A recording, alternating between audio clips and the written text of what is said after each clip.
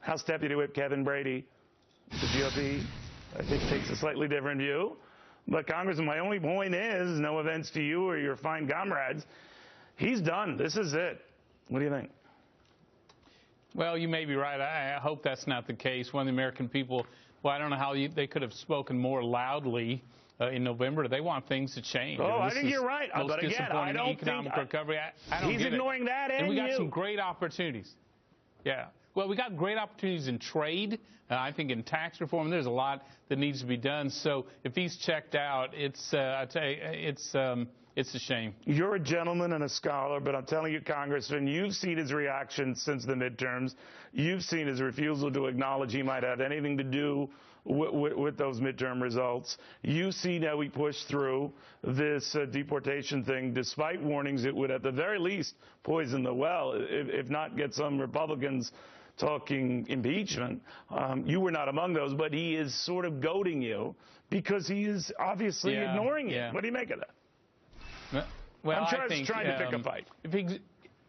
If he's not ignoring, he's certainly trying to bait us, either impeachment or shutting the government down, none of which makes sense. You know, we still think, at least up until now, there is growing support in Congress for a permanent, principled solution on immigration reform. I don't know that's the case anymore. We've got some great opportunities in trade and tax reform and other issues we ought to be getting done.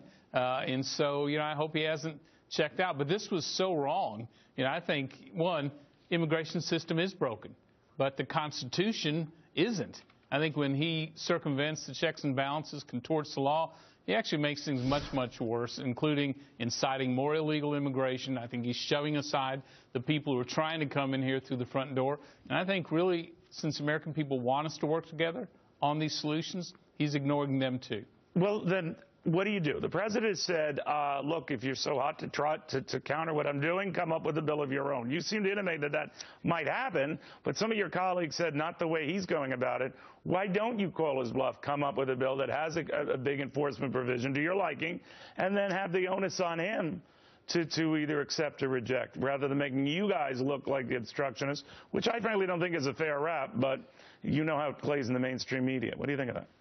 Yeah, well, it is. And, you know, one of the challenges we've had, even on the border security bill, which that's the start to make sure we don't repeat the problem in the future. Even that, our members say, why should we trust this guy? You know, even if we put in the smartest, most effective border security measures inside and out that we can, how do we even trust him that he's going to do that? So, yes, we have that hurdle. Here's what we are going to do.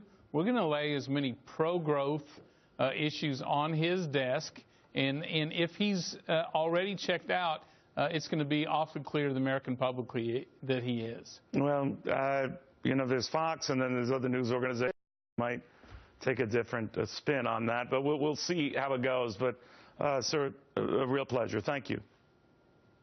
Thank you, Neil. All right, now to the author of the leadership